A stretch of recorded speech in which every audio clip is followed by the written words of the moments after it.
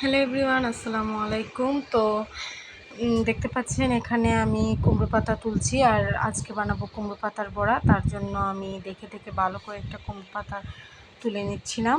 দেন এগুলোকে ধুয়ে ভালোভাবে পরিষ্কার করে নেব। তারপর লাগবে মসুর ডাল, এটাকেও ভালোভাবে পরিষ্কার করে ধুয়ে নেব।